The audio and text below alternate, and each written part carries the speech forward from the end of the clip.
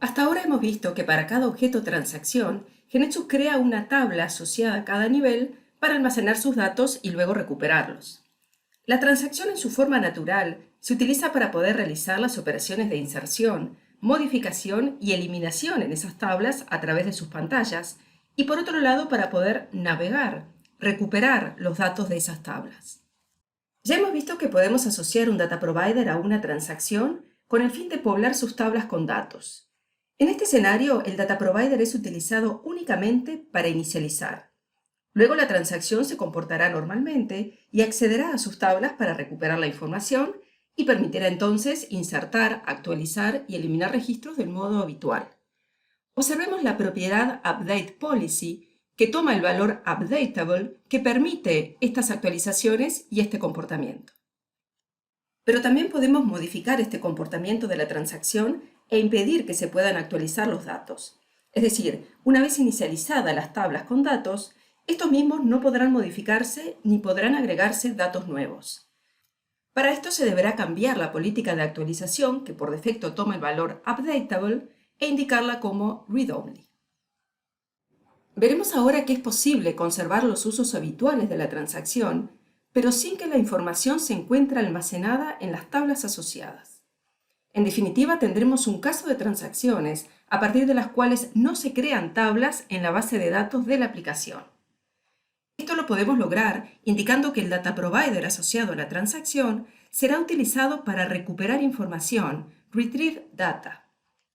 Pero si no se crean tablas, entonces de alguna manera tendremos que especificar de dónde se recuperará la información cada vez que el usuario quiera navegar sus datos. Y también tendremos que especificar qué hacer cuando el usuario ingrese datos en la pantalla y quiera insertarlos, actualizarlos o eliminarlos de las tablas correspondientes. Para insertar, modificar y eliminar tendremos que programar explícitamente 3 eventos con esos nombres.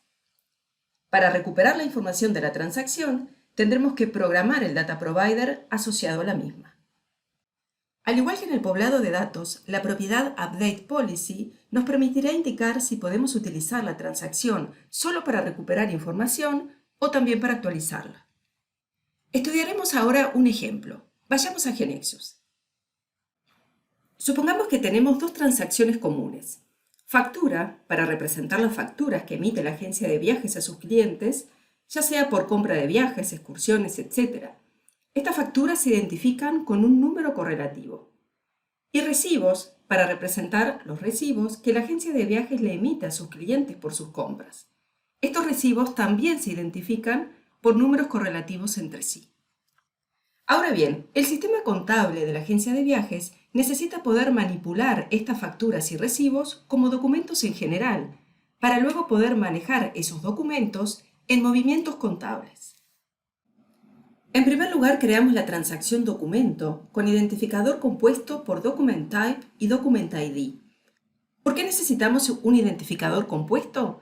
Para poder determinar, por ejemplo, si estamos hablando de la factura 1 o del recibo 1. Esta transacción entonces será como una vista que unificará la información contenida en las tablas de factura y de recibo. Es decir, no creará una tabla para contener la información, sino que la tomará de las tablas correspondientes a factura y a recibo. Para eso declaramos su propiedad data provider con valor true e indicamos que usaremos dicho data provider para recibir información. Hecho esto, automáticamente GeneXus entenderá que no deberá crear la tabla asociada a la transacción, pues en ese data provider se declarará de dónde obtener los datos. En nuestro caso, será a partir de las tablas de factura y recibo asociadas a las correspondientes transacciones. Volvamos a GeneXus. Hemos definido ya la transacción documento con su identificador compuesto por Document ID y Document Type, y hemos marcado también las propiedades correspondientes. Vale mencionar que el atributo DocumentType está basado en el dominio enumerado type que toma los valores de factura y recibo. Bien, veamos ahora el source del data provider asociado a esta transacción. Tenemos un grupo Documents para devolver todos los documentos que son facturas y otro grupo para devolver todos los documentos que son recibos. A partir de aquí, toda vez que ejecutemos la transacción para navegar por sus datos, se ejecutará este data provider que será el que cargará la información apropiada en la pantalla de modo absolutamente transparente tanto para el desarrollador como para el usuario. Nadie percibirá que se trata de una transacción sin tabla. Veamos esto en ejecución. Presionemos F5.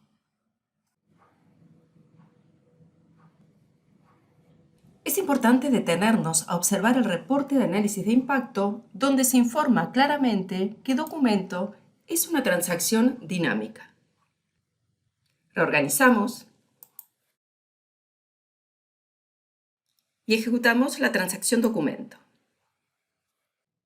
Vemos que las facturas y recibos se encuentran integrados y que podemos recorrer esta información sin percibir que no hay una tabla asociada.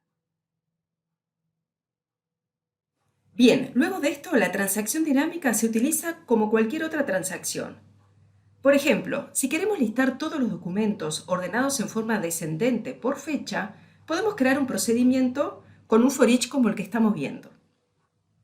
En el print block habremos insertado los atributos correspondientes al documento en la forma habitual y GeneXus se encargará de obtener estos datos a partir del data provider que contiene su lógica.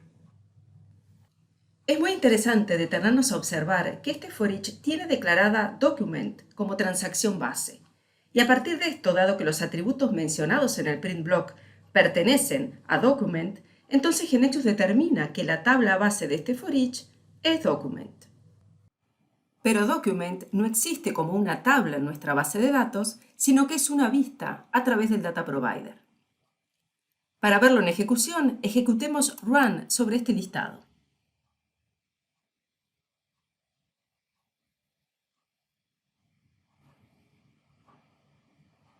Ahora bien, las transacciones no se utilizan solamente para recuperar sus datos, sino también para actualizarlos.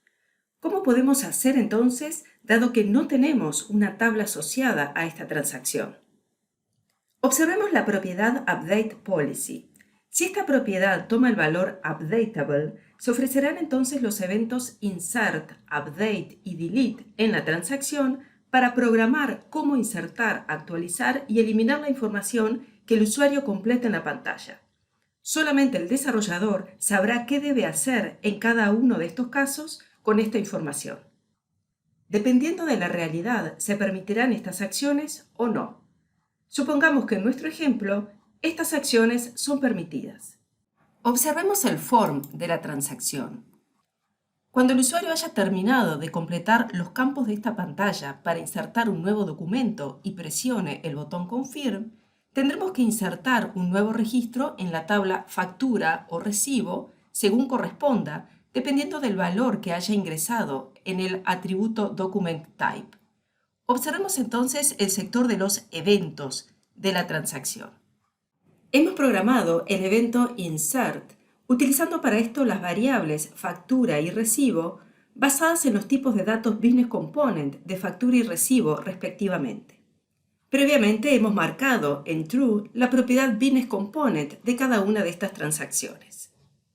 Vale mencionar que en lugar del método Insert del Business Component, podríamos haber utilizado el método Save. Observemos que no necesitamos escribir el commit, puesto que estamos en el contexto de la transacción Document que sigue teniendo la propiedad CommitOnExit en Yes por defecto, y esto significa que hará su commit en forma implícita. Veamos ahora cómo codificar el evento Update. Como no sabemos qué campos modificó el usuario, entonces asignamos todos los valores y aplicamos el método Update a la variable Business Component. Y finalmente, el evento Delete para eliminar el registro ya sea de la factura o del recibo según corresponda, aplicando el método Delete a la variable Business Component. Veamos ahora qué sucede si tenemos reglas especificadas a nivel de la transacción dinámica. ¿En qué momento se van disparando?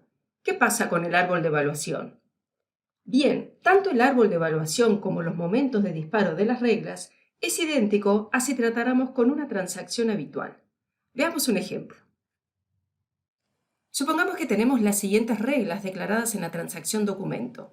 Estamos asignando por defecto la fecha de hoy y estamos controlando que el importe sea mayor que 0.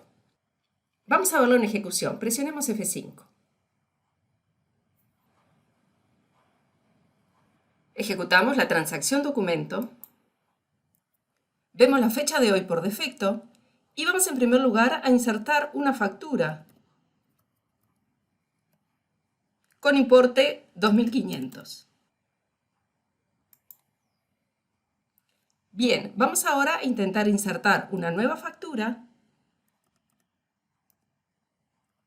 pero dejando el importe en 0.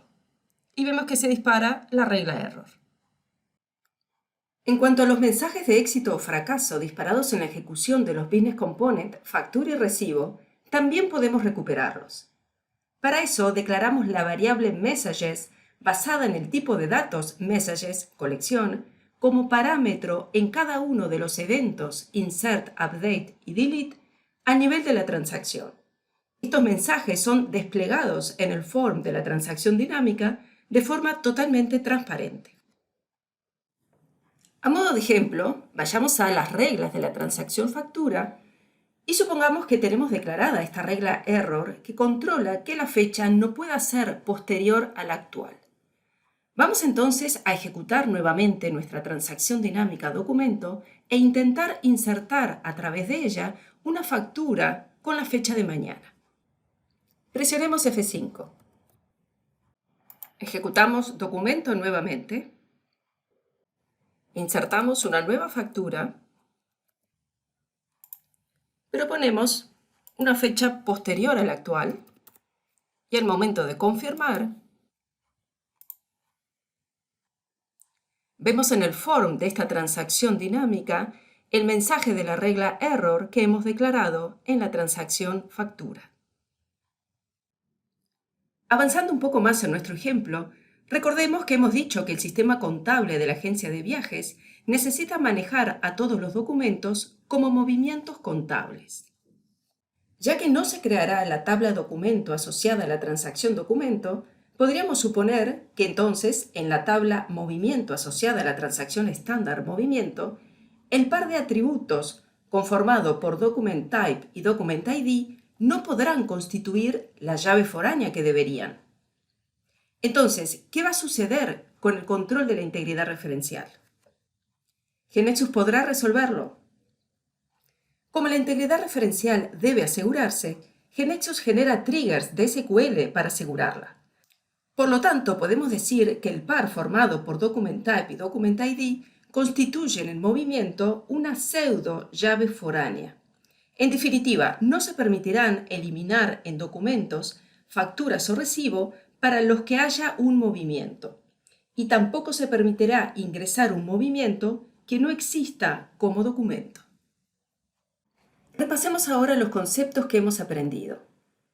Cuando la propiedad Data Provider a nivel de una transacción toma el valor true, GeneXus nos pregunta ¿para qué lo vamos a utilizar? Si indicamos que lo usaremos para poblar la tabla con datos, entonces la transacción generará sus correspondientes tablas asociadas. A través de la propiedad Update Policy, permitiremos o no la actualización de registros de la forma habitual. Cuando la propiedad Data Provider asociada a una transacción toma el valor true e indicamos que lo vamos a utilizar para recibir datos, entonces GeneXus entiende que dicha transacción no tendrá tablas asociadas y que realizará una vista a partir de dicho Data Provider. Luego, según el valor que indiquemos en la propiedad Update Policy, se deberán programar los correspondientes eventos para permitir insertar, modificar o eliminar registros en las tablas correspondientes. Para finalizar, vale mencionar que hemos visto un único caso de uso de transacciones dinámicas, pero hay múltiples casos, como por ejemplo selección, agrupación de datos y relaciones temporales que abordaremos en otros cursos. Se puede acceder a más información desde el link en pantalla.